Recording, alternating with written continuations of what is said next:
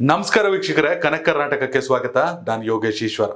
ವೀಕ್ಷಕರೇ, ಕೊಡಗು ಜಿಲ್ಲೆ ಕೇವಲ ಎರಡೇ ವಿಧಾನಸಭಾ ಕ್ಷೇತ್ರಗಳನ್ನು ಹೊಂದಿದೆ. ಒಂದು ವಿರಾಜಪೇಟೆ, ಮತ್ತೊಂದು ಕಡೆ ಮಡಿಕೇರಿ.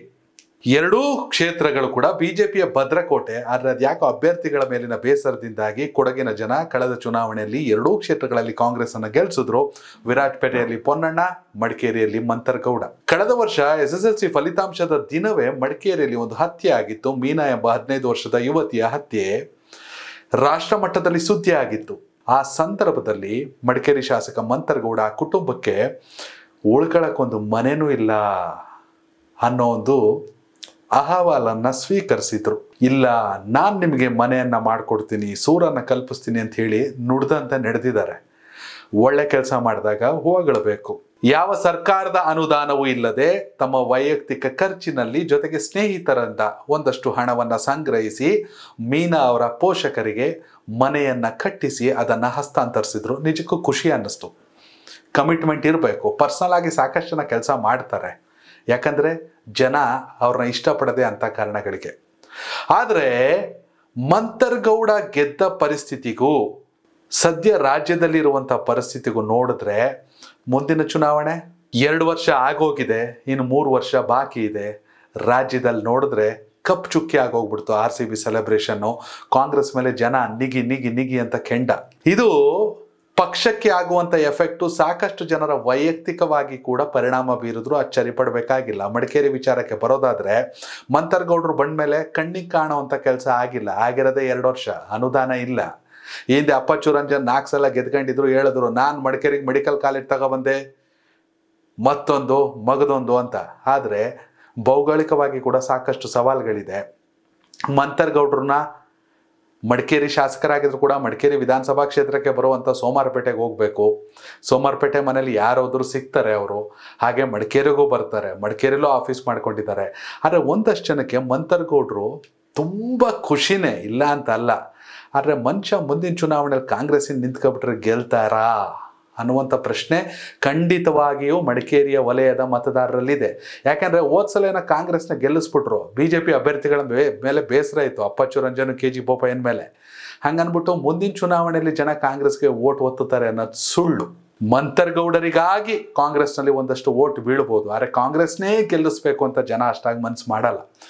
ಹೀಗಾಗಿ ಮಂತರ್ಗೌಡರು ಸುತ್ತಮುತ್ತ ಓಡಾಡೋ ಒಂದಷ್ಟು ಜನರನ್ನೇ, ಅಥವಾ BJPಯಲ್ಲಿರುವಂಥ ಒಂದಷ್ಟು ಜನರನ್ನೇ ಮಂತರ್ಗೌಡರು BJPಗೆ ಬಂದ್ಬಿಟ್ರೆ ಹೆಂಗಪ್ಪ ಅನ್ನೋ ಲೆಕ್ಕಾಚಾರ ಅದು ಅವ್ರಿಗೆ ಬಿಟ್ಟಿದ್ದು. ಯಾಕೆಂದರೆ ಇಡೀ ರಾಜ್ಯದಲ್ಲಿ ಅತಿ ಹೆಚ್ಚು ಸುದ್ದಿ ಆಗಿದ್ದು ಅರ್ಕಲ್ಗೂಡಿನ ಶಾಸಕರಾದ A. ಮಂಜು ಮತ್ತು ಮಡಿಕೇರಿ ಶಾಸಕರಾದ ಮಂತರ್ಗೌಡರು. ಅಪ್ಪ JDSನ ಗೆದ್ಕೊಂಡ್ರೆ, ಮಗ ಕಾಂಗ್ರೆಸ್ಸಿನ ಗೆದ್ಕೊಂಡ್ರು. ಅವ್ರ ತಂದೆ ಇಂಟರ್ವ್ಯೂನ ಕೂಡ ನಾನು ಮಾಡಿದ್ದೀನಿ. ಹೇಳಿದ್ರು, ಮಗ ಕಾಂಗ್ರೆಸ್ಗೆ ಹೋದಾಗ ಬೇಸರ ಆಯಿತು ಅಂತ. ಅವರು ಇಷ್ಟ, ಅಪ್ಪ ಹಾಕಿದ ಆಲದ ಮರ ಅಂತ ಕೂರೋ ಅವಶ್ಯಕತೆ ಇಲ್ಲ. ಆದರೆ ಭವಿಷ್ಯ ಅಂತ ನೋಡಿದಾಗ ಮಂತರ್ಗೌಡರು ಶಾಸಕ ಅನ್ನೋದಕ್ಕಿಂತ ಹೆಚ್ಚಾಗಿ ಡಾಕ್ಟರ್.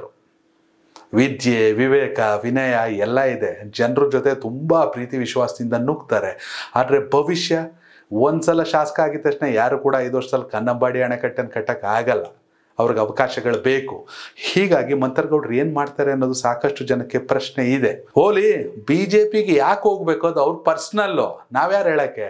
ಆದರೆ ಸದ್ಯ ಕೊಡಗಿನ ಪರಿಸ್ಥಿತಿ ಇರೋದೇ ಹಂಗೆ.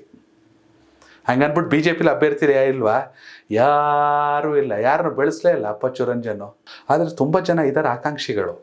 ಭಾರತೀಶ್ ಇದ್ದಾರೆ, ನನಗೊಂದು ಅವಕಾಶ ಕೊಡ್ರಿ ಮಾಡ್ತೀನಿ ಅಂತ. ಇನ್ನು ಈ ಪಶ್ಚಿಮ ಘಟ್ಟ ಕಾರ್ಯಪಡೆ ಅಧ್ಯಕ್ಷರಾಗಿದ್ರು ರವಿ ಕುಶಾಲಪ್ಪ ಇದ್ದಾರೆ, ನನಗೂ ಒಂದು ಅವಕಾಶ ಕೊಡಿ ಅಂತಾರೆ.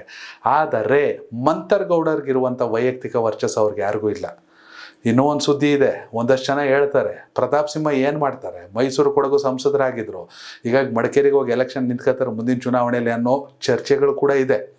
ಹಂಗನ್ಬಿಟ್ಟು ಜನ ಏನು ಪ್ರತಾಪ್ ಸಿಂಹ ಬಂದಿದ್ದ ತಕ್ಷಣ ಹೆಗ್ಲ ಮೇಲೆ ಹೊತ್ಕೊಂಡು ಕುಣಿಸ್ತಾರೆ ಅಂತ ಅಲ್ಲ. ಆದರೆ ಕೊಡಗಿನ ಜನ ಹಿಂದುತ್ವಕ್ಕಾಗಿ ಮಿಡಿತಾರೆ. ಸ್ವಲ್ಪ ಕರಾವಳಿ ಇನ್ಫ್ಲೂಯೆನ್ಸ್ ಜಾಸ್ತಿ. ಹೀಗಾಗಿ BJPಗೆ ಒತ್ತು ಬಿಡ್ತಾರೆ. ಹೀಗಾಗಿ ಮಂತರ್ಗೌಡ ಭವಿಷ್ಯ ಏನು ಅನ್ನೋದು ಸಾಕಷ್ಟು ಚರ್ಚೆ. ಯಾಕಂದರೆ 2 ವರ್ಷದಲ್ಲಿ ಅನುದಾನ ಇಲ್ಲ, ಗ್ಯಾರಂಟಿ ಸರ್ಕಾರ. ಎಲ್ಲರ ಜೊತೆನೂ ವಿಶ್ವಾಸದಿಂದಲೇ ಸಾಕ್ತಾವ್ರೆ ಸರ್ಕಾರದಲ್ಲಿ. ಹಂಗನ್ಬಿಟ್ಟು ಅಭಿವೃದ್ಧಿ ಅಷ್ಟು ಈಸಿ ಅಲ್ಲ. ಈ ಕಮಿಟ್ಮೆಂಟು ನುಡಿದಂತೆ ನಡೆದ್ರು. ಏನು ಆ ವಿದ್ಯಾರ್ಥಿನಿ ಹತ್ಯೆ ಆಗಿದ್ಲು, ಆ ಕುಟುಂಬಕ್ಕೆ ಮನೆಯನ್ನು ಕೊಟ್ಟರು, ನನಗೆ ವೈಯಕ್ತಿಕವಾಗಿ ತುಂಬ ಖುಷಿ ಅನ್ನಿಸ್ತು. ಹಾಗಾಗಿ ಮಂತರ್ಗೌಡ್ರ ಭವಿಷ್ಯ ಏನು ಅಂತ ನೀವು ಕೂಡ ಮಡಿಕೇರಿ ವಿಧಾನಸಭಾ ಕ್ಷೇತ್ರದ ಮತದಾರರಾಗಿದ್ದರೆ ದಯವಿಟ್ಟು ಕಾಮೆಂಟ್ ಮೂಲಕ ತಿಳಿಸಿ. ಮಂತರ್ಗೌಡರು ಕಾಂಗ್ರೆಸ್ಸಲ್ಲೇ ಇರಬೇಕಾ ಅಥವಾ ಕೊನೆಯ ಮೂಮೆಂಟಲ್ಲಿ BJPಗೆ ಬರಬೇಕಾ ಅಥವಾ ಅವರು ಶಾಸಕರಾಗಿ ಮುಂದುವರಿಬೇಕಂದ್ರೆ ಏನು ಮಾಡಬೇಕು?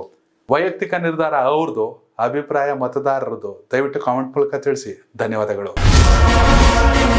ಕನೆಕ್ಟ್ ಕರ್ನಾಟಕ, ಇದು ನಿಮ್ಮ ನೆಟ್ವರ್ಕ್.